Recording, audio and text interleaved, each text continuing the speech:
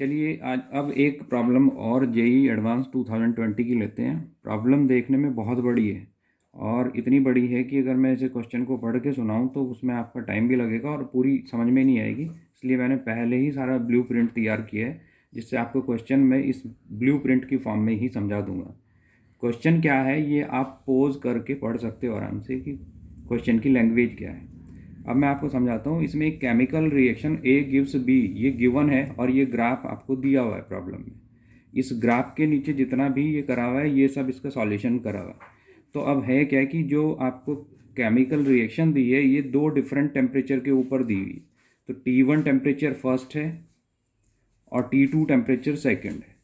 ये T1 temperature 1000 kelvin के ऊपर रिएक्शन पहले से इक्विलिब्रियम में थी और उसके बाद T2 टेम्परेचर 2000 केल्विन करने के बाद रिएक्शन का इक्विलिब्रियम डिस्टर्ब हुआ और उसका पार्शियल प्रेशर बढ़ा।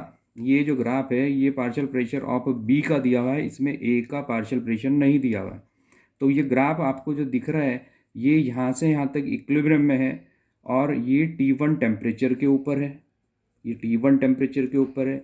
दूसरा, जब टेम्परेचर इंक्रीज कर दिया आफ्टर टी डैश टाइम तो partial pressure of be increase हुआ और यहाँ पे पहुँचा और फिर पार्शियल प्रेशर ऑफ बी जैसे ही इंक्रीज हुआ तो रिएक्शन में इक्विलिब्रियम डिस्टर्ब हुआ और रिएक्शन फिर से नया इक्विलिब्रियम इस्टेब्लिश करने के लिए फिर आगे चली। तो अब चलने पे क्या होगा कि रिएक्शन में जो ये पार्शियल प्रेशर ऑफ बी है ये नए इक्विलिब्रियम के ऊपर, यानी इक्विलिब्रियम सेकंड हम जिसको मानते हैं, वो यहाँ पे पार्शियल प्रेशर पहुँच जाता है बी का, और जो कि 100 बार आपको दिया हुआ है।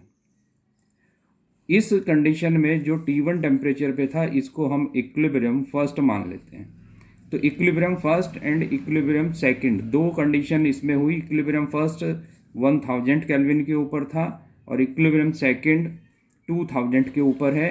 इन दोनों इक्विलिब्रियम के ऊपर आपसे पूछा है कि अगर फर्स्ट इक्विलिब्रियम के ऊपर gives energy, standard gives energy delta G1 है और ये डेल्टा G2 नॉट है, delta G1 not delta G2 not, तो इन दोनों का रेशियो आपको कैलकुलेट करना है। प्रॉब्लम इसलिए थोड़ी सी मुश्किल है क्योंकि ग्राफिकल रिप्रेजेंटेशन आपको अगर केमिकल इक्विलिब्रियम का समझ नहीं आता तो प्रॉब्लम थोड़ी मुश्किल लगेगी।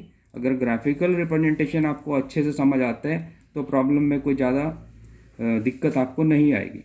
अब हमारा सिंपल सा काम है कि इस T1 टेम्परेचर यानी 1000 केल्विन टेम्परेचर के ऊपर डेल्टा G1 नॉट कैलकुलेट करें और T2 टेम्परेचर जो कि 2000 केल्विन है इसके ऊपर आप डेल्टा G2 नॉट कैलकुलेट करो और उसके बाद आप इन दोनों का रेशियो कैलकुलेट कर लीजिए।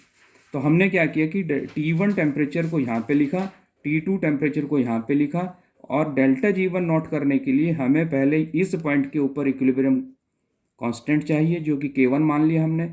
इस नए इक्विलिब्रियम के ऊपर भी इक्विलिब्रियम कांस्टेंट चाहिए K2, वो हमने कैलकुलेट कर लिया और उन दोनों को कैलकुलेट करके आप इस स्टैंडर्ड गिव्स एनर्जी चेंज की इक्वेशन में रखोगे, इस इक्वेशन में रखोगे और फिर फर्स्ट को सेकंड से डिवाइड करोगे और फर्स्ट को सेकंड से डिवाइड करने के बाद सिंपली आपका रेशियो आ जाएगा। तो हमने क्या किया, सबसे पहले कि इस कंडीशन में इक्विलिब्रियम फर्स्ट के ऊपर इक्विलिब्रियम कांस्टेंट कैलकुलेट किया तो वो क्या होगा, partial pressure of B upon partial pressure of A, वो कैलकुलेट कर लिया हमने। तो ये यहाँ पे ये इंडिकेशन दे रहा है कि पार्शियल प्रेशर ऑफ बी ये लाइन है, माने ये 10 बार प्रेशर है इक्विलिब्रियम फर्स्ट के ऊपर। और एक कंडीशन इसने दी है कि जो पार्शियल प्रेशर ऑफ ए है वो पार्शियल प्रेशर ऑफ ए इसमें यहाँ पे भी 1 है और यहाँ पे भी 1 है, वो 1 बार ही रहता है। ये लाइन लिखी हुई है, pressure of B was maintained at 1 bar. तो 1 बार ए यहाँ पे भी रहेगा, यहाँ पे भी रहेगा, सिर्फ बी चेंज हुआ।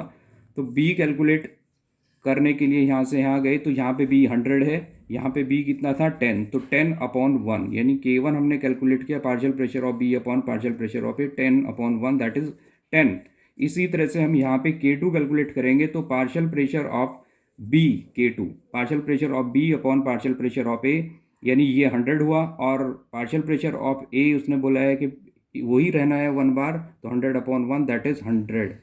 तो आपने इस तरह से इस इक्विलिब्रियम और इस इक्विलिब्रियम दोनों डिफरेंट टेम्परेचर के ऊपर जो इक्विलिब्रियम है इनके ऊपर आपने K1 एंड K2 कैलकुलेट कर लिया और फिर इस इक्वेशन में आपने यहाँ पे K1 रखा, टेम्परेचर T1 रखा, इस इक्वेशन में यहाँ पे K2 रखा, टेम्परेचर T2 रखा, इन दोनों का आपने रेशियो कैलकुलेट करना है, तो आपने इसको इससे डिवाइड कर दिया, इससे ये कैंसिल हुआ, T1 की वैल्यू 1000 रखी, T2 की वैल्यू 2000 रखी, और लॉग K1 की वैल्यू 10 अपॉन लॉग K2 की वैल्यू 100 रखी और कैलकुलेट किया तो 1/4 आया और सिंपली रेशियो आया 0.25।